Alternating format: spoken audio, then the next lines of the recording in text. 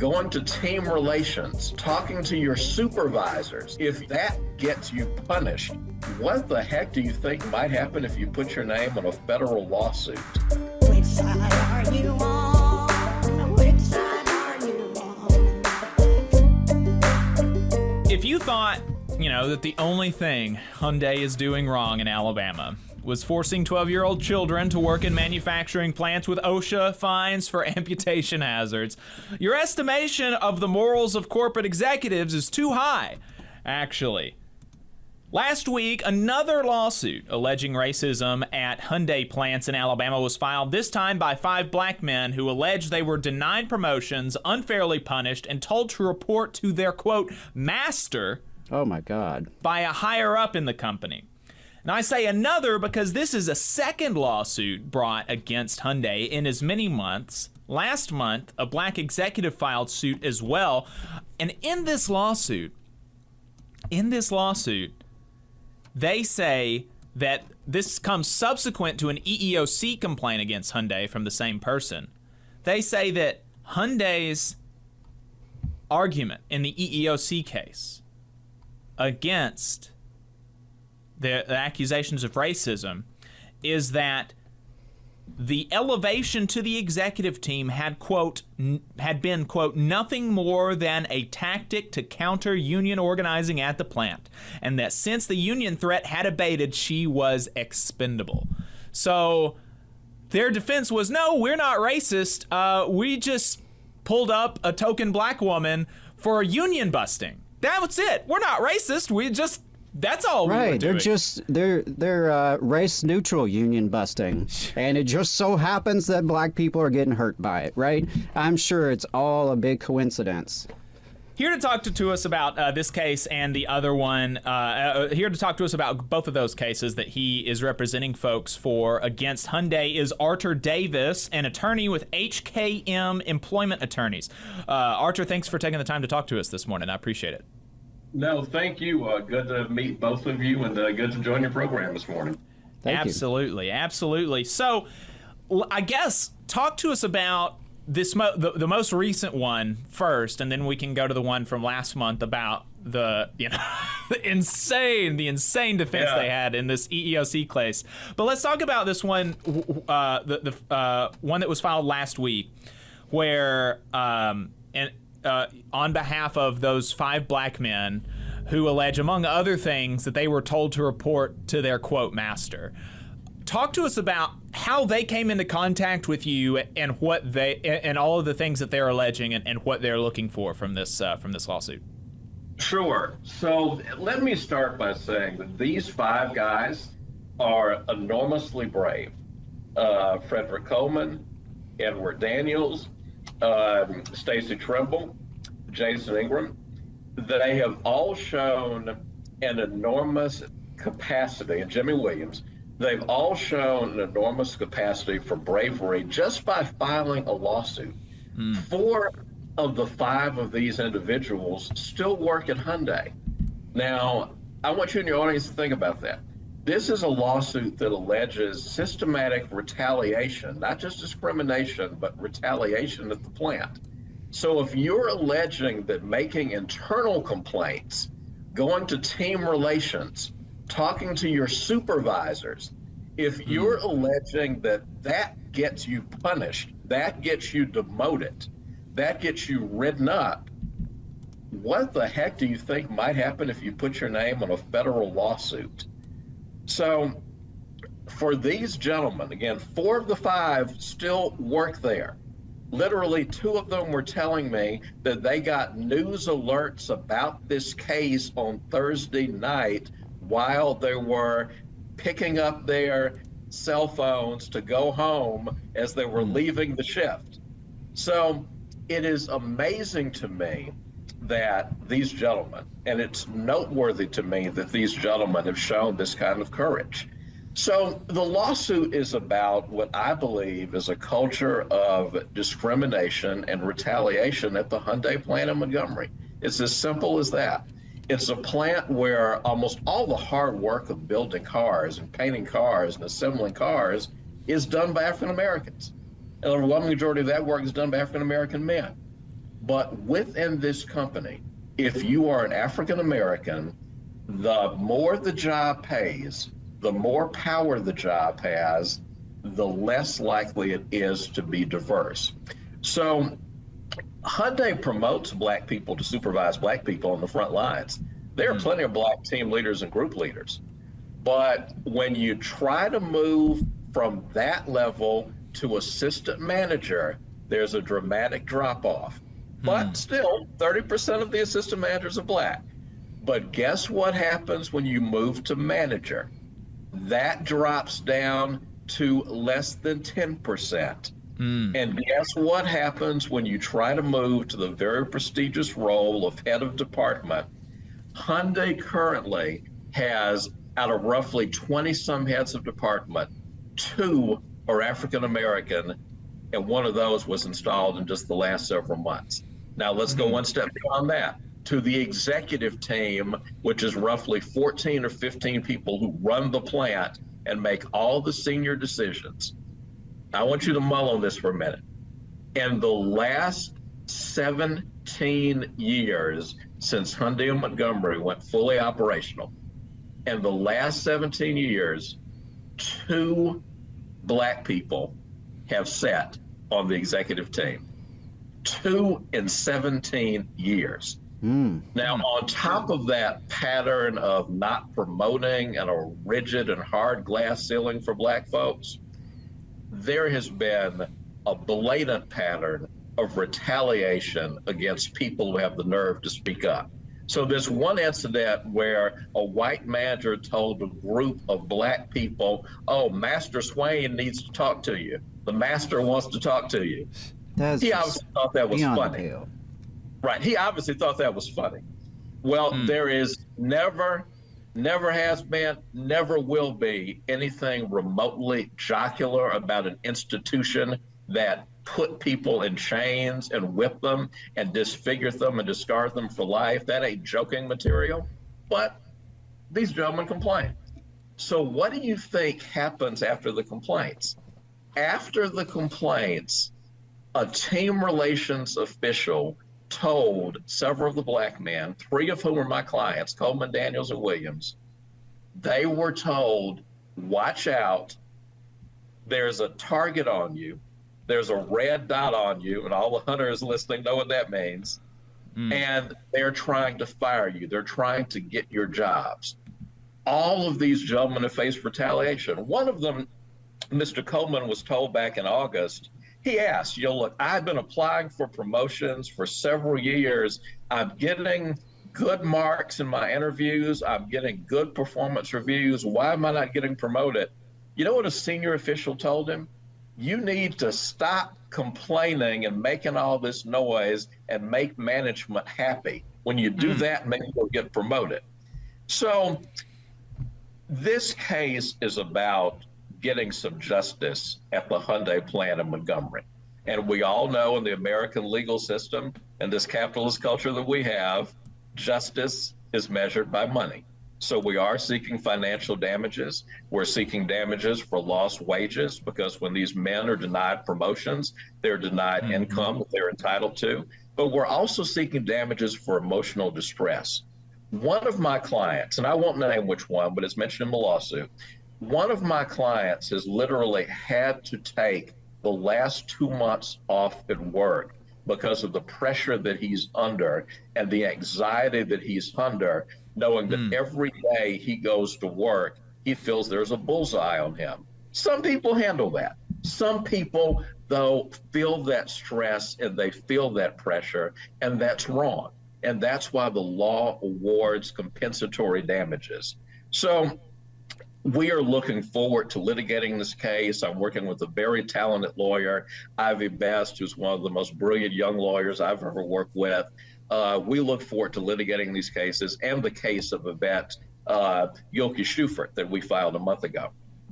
Yes, and I think you mentioned this earlier, but I just want to underscore how, even the team leads or the assistant managers you were talking about there's 30% of black folks, or 30% of those positions are occupied by black folks. This is in a facility that is 85%. The workforce is 85% black, and so immediately when you go from the front lines to just 2 layers above, you're looking at like a third of the people that are actually doing the work are being promoted, and you know, there's and then beyond that, beyond just the statistical stuff that you've got, you have these, and one of the things that you haven't mentioned here but that is in this AL.com article is that one of the people that you're representing said that he applied for a promotion, and immediately after that promotion, after he applied, that promotion or that open position was withdrawn despite it not being filled, right?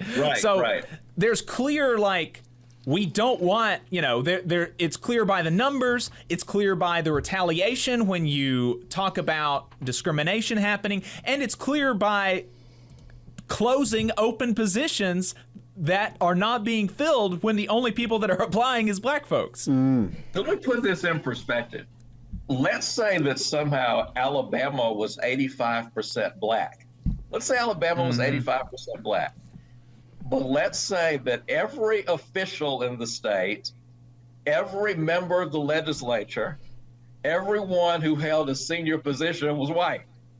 That wouldn't be conceivable, right? Right. So that's sort of what goes on in the culture of Hyundai. But let me talk about Yvette Gilkey-Schuper for a moment, because you asked me how these cases came to me. I don't think that these 5 men, as brave as they are, I don't believe they would have come forward without Yvette Gilkey-Schuper being willing to file a charge of discrimination, to file a lawsuit a month ago. Yvette Gilkey-Schuper, I mentioned there are only in 17 years 2 black people have been in executive leadership. Well, she was one of them. She was in executive leadership for 4 years. She was fired for reasons we believe of discrimination and retaliation earlier this year. And I'll be candid with you. They offered her a good chunk of money. And they said, if you'll just go away quietly, we'll write you a big check. And we may even say nice things about you to folks in the corporate world in the state of Alabama. She knew she had been done wrong, and she refused to take their money in exchange for silence. Wow. Because as you and your audience knows, when a company says to you, oh, we'll settle with you, there's always a price for that settlement. You will never talk about it, and you'll never talk about the amount of money that you got. So, and you know what the company will do. Internally, they'll tell people, oh, that was a nuisance case. We sold it for nuisance value. So they're out there painting a picture that they gave you pennies to make you go away, no matter what they gave you, and you can't say a thing about it. That is the price of a settlement, and that's how things often work.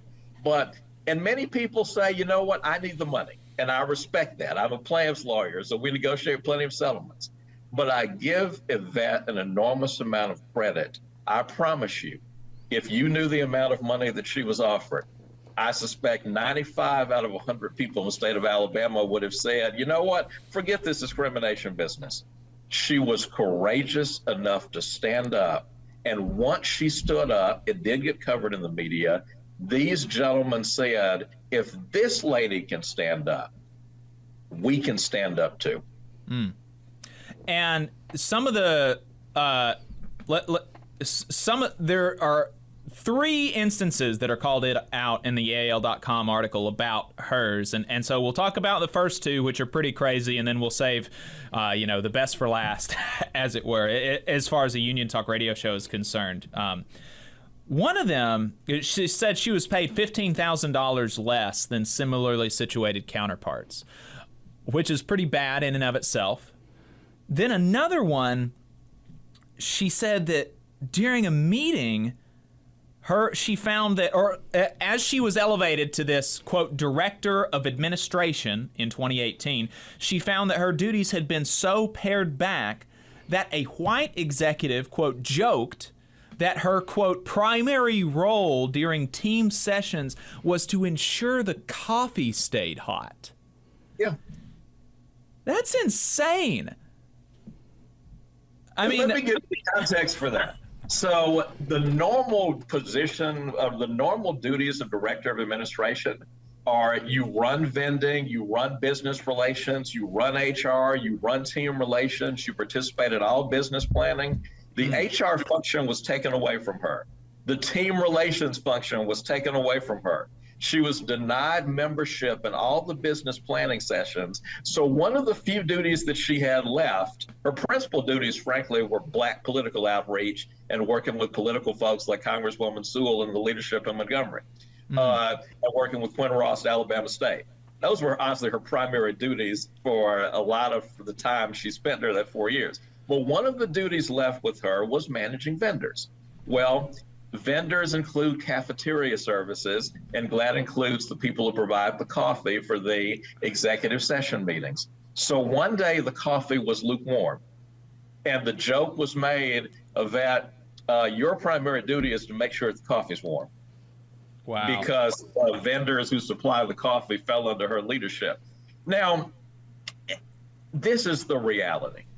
You have this position that when a white man held, her predecessor was a white guy whose background was in PR.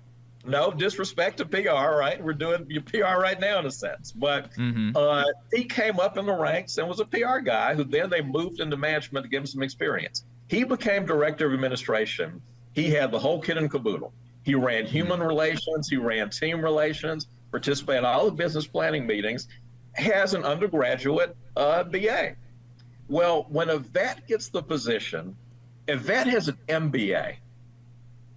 A vet has been experienced in every major aspect of production leadership at Hyundai. When she gets the role, despite her substantial experience in her MBA, the position is downsized. All of the major duties are sliced away. So all of a sudden, her being in charge of the people who bring in coffee does become a big part of her portfolio. That tells you so much about the culture of this company. Right. Because any company that discriminates against people on the front line truly understand that that discrimination, that mindset is going to make its way up the food chain.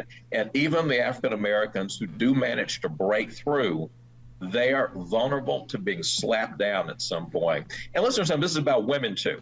Yvette Shuford is also one of only 2 women who've held a senior leadership role in the executive team. One of only 2 women in 17 years. About a third of the workforce at Hyundai is female.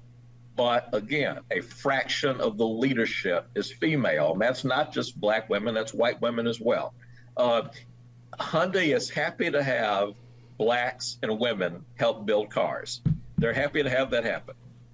But when you talk about putting people in leadership positions, and you talk about putting people in senior roles and paying them real money, and yes, you mentioned the example of pay that's a classic area of discrimination. Yvette Shuford, now get this, there are roughly 14 people on the executive team.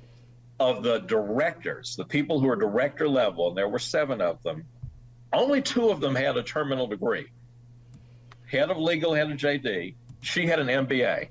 She was paid $15,000 less than the head of legal, even though a JD and an MBA are exactly comparable degrees, and she was paid $7,000 to $10,000 less than the other white guys who held their positions.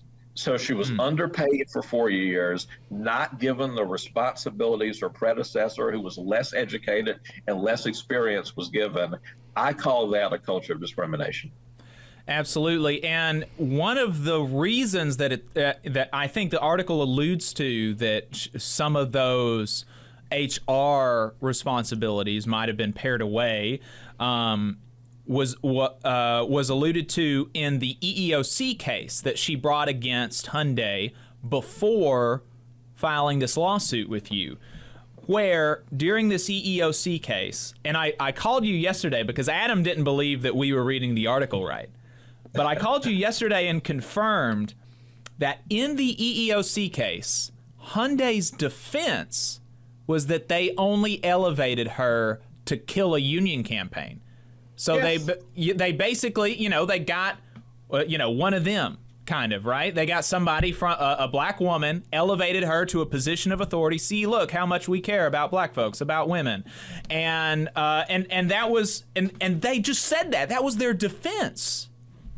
And so one of the things that was that I think I remember the article saying that they thought that there were people at the ground level that were maybe emboldened by her, perhaps, to bring discrimination complaints. And so that's maybe one of the reasons why they pared back some of the HR stuff, is because maybe she actually cared a little bit about the workers as an executive. And they were like, oh, no, we can't have that. Am I reading that right? You're reading it exactly right. And this was breathtaking to me as a lawyer. Normally, when companies file position statements with the EEOC, frankly, it's usually very generic. Literally, they spend the first 2 pages quoting from their HR manual. And those are the first 2 pages of the response, whether it's 5 pages or 20, those are always the first 2. So I candidly expected the company to sort of stick to the story they gave Yvette Schufert when they fired her. They told her there was a restructuring going on. And I thought that they would say, yeah, we decided to do a restructuring and we're in the middle of doing it now. And I thought they might even say, and it wasn't just this position, it was several others. Now, we didn't buy that, but we were prepared to challenge it. But I'll be candid with you, I thought, and I told my client, that's what they're going to say. Well, lo and behold, in writing, they said, no, this was not about discrimination, not about retaliation, and it wasn't really about a restructuring either. We put Yvette Gilkey Schufert in this position, quoting their position statement, because we felt that elevating her would counter union organizing that was going on at the plant. Now we feel that the union threat, and that's what they called it, the union threat has abated. So it was no longer necessary to have her in this role. Now, here's the kicker. God. None of her job had to do with countering union organizing. That was not a single line item of her job. So what does that mean? That someone whose job had nothing to do with union organizing was put in the job to counter union organizing. As the old folk used to say, Ray Charles didn't see what that means. What it means is that this company felt that elevating a black person as a token might appease the black people at the plant. And if you appease them, they're not going to want to join. And we all know the phrase they use, the union, as if there's one union in the United States of America. That was the union, right? It sounds like they say the blacks. A lot of these same folks use the phrase the blacks. Well, they also will say the union. Well, they felt that if African Americans said, oh, wow, now one of us is in a senior role, so we don't need to worry about this union stuff. And obviously they felt like it sort of worked. So they say in their position statement, it's an official government document, an official position of theirs now, they say that they concluded that the union threat had faded, so we no longer needed her in this position. You can't even wrap your hands around what that means. From a legal standpoint, it means that they have conceded that race was a motivating factor in their decision, and we dang sure pled and argued that. But from just a moral standpoint, instead of saying, we put this person in a job because we trusted them, if they had said, you know what, this person wasn't performing, they might be wrong, but we'd understand that defense. If they had said, well, we just concluded she wasn't doing the job she was hired to do. I told the vet, I at any given time have 40 to 50 cases.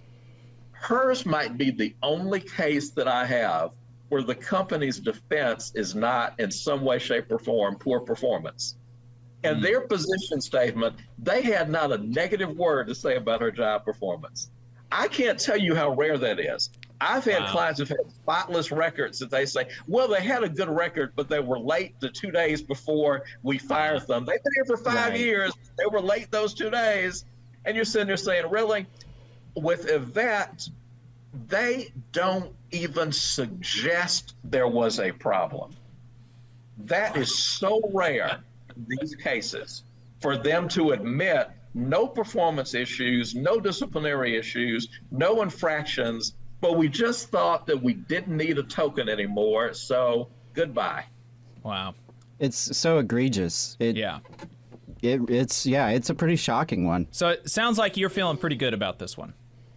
Well, lawsuits take a long time, and I always tell my clients that cases can easily take 3 years to get to trial. Even if cases settle, that can often be a 1.5 to 2 year process.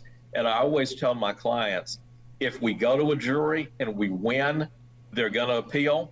The appeal will last for another 1.5 years. So before you see money, it could be 5 years. These cases, and that's almost a whole separate program, it is shameless how long it takes cases to litigate in the American federal courts.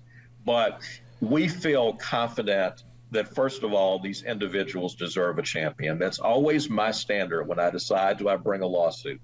Does my client deserve a champion? And then do they have facts that are meritorious that can stand up in federal court? I'm not telling you, Jacob, anything you don't know. The federal judges in Alabama are overwhelmingly pro-business. They're overwhelmingly conservative. And they have the mindset, understand something about federal judges. It literally requires an act of Congress to fire them. They have to be impeached. So they often can't relate to the notion of somebody being fired. They can't relate to the notion of somebody being told, you've worked here for 19 years and now you have to go, as Yvette Schufert was told, because that can't happen to them. Right. No matter how they perform, no matter how many times they're reversed, Coming up, that cannot happen to them. Coming up on the end of the show, we got about 45 seconds left, but yeah, definitely a long road ahead, but looking forward to you making them pay, Mr. Davis. Well, thank you for giving me and my clients the time this morning. Absolutely. Thank you. You just saw a clip from the Valley Labor Report. We are live every Saturday morning from 9:30 a.m. till 12:30 p.m. And we pride ourselves on keeping all of our content free to everybody so that we can talk to as many working folks as possible. If you support the work that we're doing, you think that it's important, you think that it's good, then consider making a monthly contribution to the project, and you can do that on our website, tvlr.fm. Which side are you on?